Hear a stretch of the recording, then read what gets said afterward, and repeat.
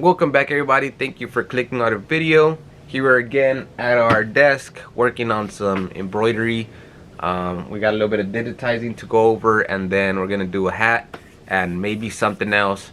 This job is a 10 hat job with that logo right there. That actually came from a previous video. Shout out to Corey, reached out through email, and he hit me up talking about an idea that he had for some embroidery to integrate into his line of products, I believe. I'll link his website down below as well. He's got some cool stuff on there, so shout out to you. Thank you.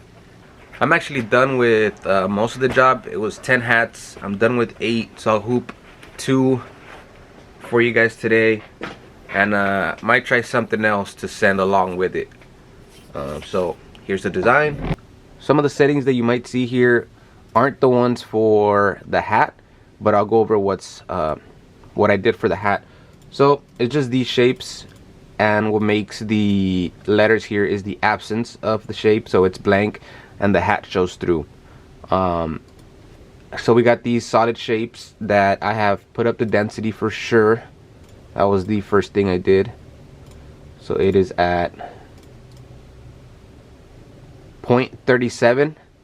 I just raised it a bit more from like the default, so that's what it is. And I also removed all the underlay. I did a cup at the beginning with underlay, and it looked okay, it looked good. But I tried it without any underlay, and it looked even cleaner, so I kept it without. This one here does have edge run tatami, as well as this at the bottom.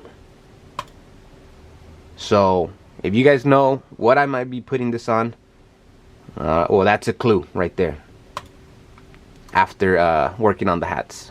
And this goes on the left side of the hat. Everything just has a center run. I've put up the pull compensation a bit. It is at 0.20 millimeters, and I also raised the density a little bit. I am using 2 sheets of 3-ounce cutaway stabilizer. Most of the time when I'm doing something on the side, I could just scoot this over, so it's like about here, and this will cover. But in this case, the lettering goes a little bit further out this way, so I do chop it up in half, and I'll put my first 2 right here, right there. Grab the other 2, slide them further down.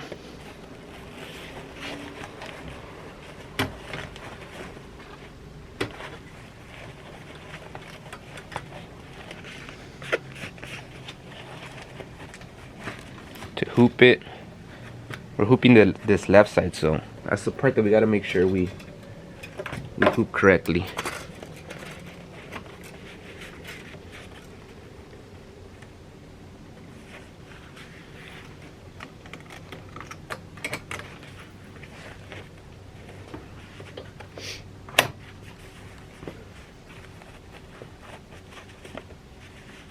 I'm gonna add 1 clip to each side too.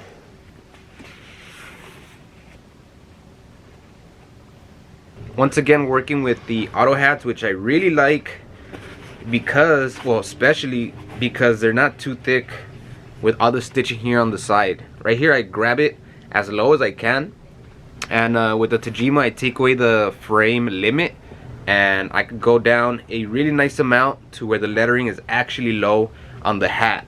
A lot of the time, if you don't bypass the frame limit, or the hat is way too thick, you just can't go that low, or else you'll be hitting the hard part of the hat.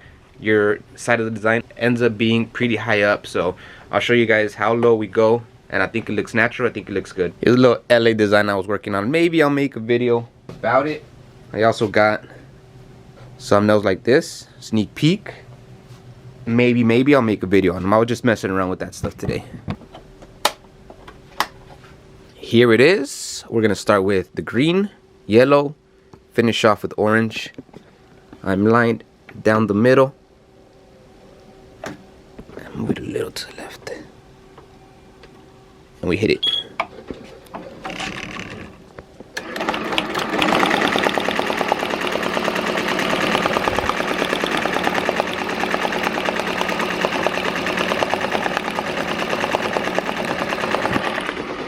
Okay, so I lied. There is underlay. What I did was change it to the underlay margin from edge. Here's the normal. That's the default. I changed it to medium. As so of the tatami, change it to medium. What it does, it doesn't put the underlay as far out, so it kind of brings it in closer. Let's see if we could check it out a little better. Edge run. Let's put wide. Oh, you really can't tell. You really can't see it here, but yeah, it brings in the underlay, so it doesn't. It helps for it not to stick out.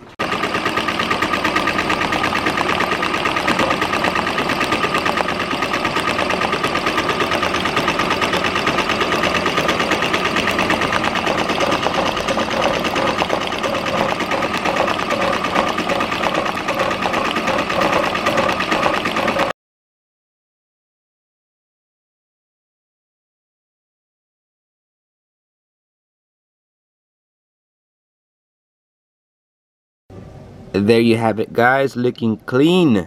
Okay, now let's go to the side.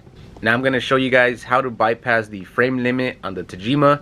Remember, you gotta be careful, know your machine, and don't do anything that might jeopardize the machine, breaking it. So for that, I go here, P7, frame settings, software frame limit, change that to no. Okay, go back. Now when I go to my design for the side,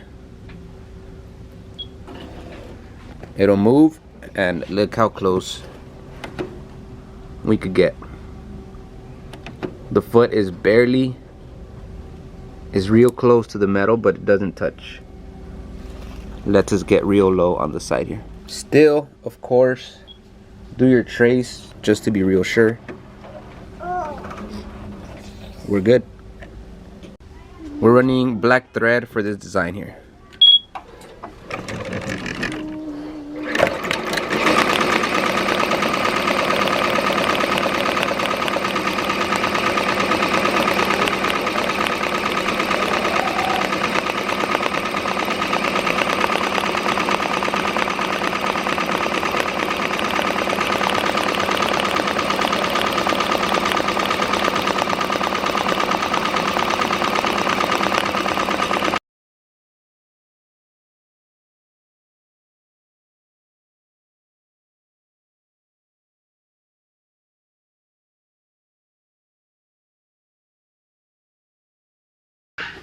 There it is. Don't forget to turn that frame limit back on when you're done on your machine. That's the front, looking crisp. And yeah, for me, that is pretty good when it comes to the height, because it's right on the sweatband. You could also embroider through the sweatband, but I would run that through the customer. I also have some clamps. I'm gonna start doing some projects on the Melco. I have some clamps, the Melco fast clamps that you attach instead of these arms, and it lets you embroider on things like this. It clamps onto here and here, and then you could pretty much go as low as you want all the way over here. The only problem is it clamps passing this part of the hat, and then it embroiders even further down over here, so the embroidery starts like this, unless you manage a way to clamp it a little bit further back this way, but it does complicate things a little bit. These are the two colors that we're trying at the moment, on black as well with the white text. I have one more hat to do, but while I run that one, we're gonna go ahead and do something a little extra. Maybe in the future he'll need it or not. Either way, getting a little beanie thrown in there just to see how it looks. Same logo, just the front. I think I'll do it about 2.4 inches, and I'll be using the Melco for it. Sorry, I called it last night, but we're starting up again today. So anyways, we're gonna use our Hoop Master to get this beanie going on the Melco. Let's go ahead and turn it on. Last hat is going. The Melco does a pretty good job with beanies, and on top of that, I don't have any 5x5 or whatever size this is mighty hoops for the Tajima. And to hoop a beanie using that round hoop, it's kind of hard, so I'd rather do it on the Melco if I get to use these mighty hoops.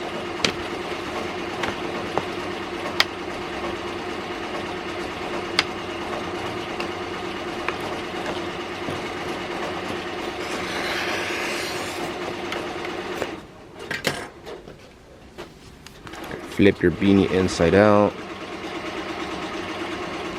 Actually, before that, gotta mark the middle of the beanie.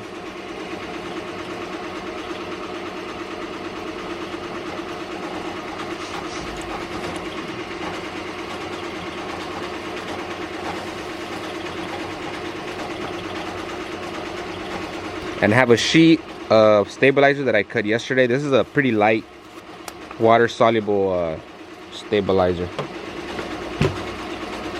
Pretty much all the times that you're working with beanies, you gotta use stabilizer because material is just so stretchy.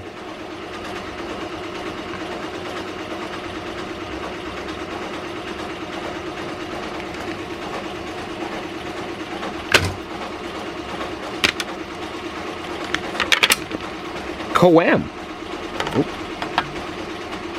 Also, the only other thing I did to this, I stretched out the corners a little bit. So this, I brought it out just a bit to account for the beanie material stretching when it's being stitched. Well, pulling, not really stretching, I guess. I think it's like 2.4. So yeah, I'm gonna go a little bit higher on the beanie, almost to the edge. Can't really see here, but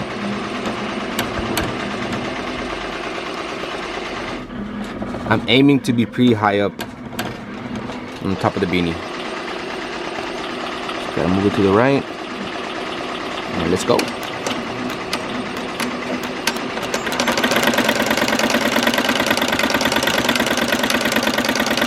Just doing a very light fill or underlay of black, just to give everything some a little bit more structure.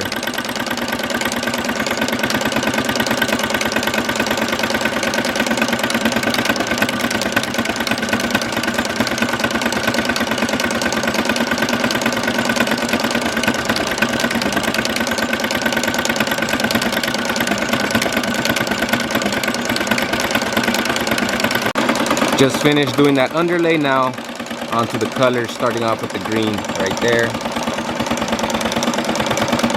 Tough to see on the Melco because of this thing. Not that video friendly. Here we have it.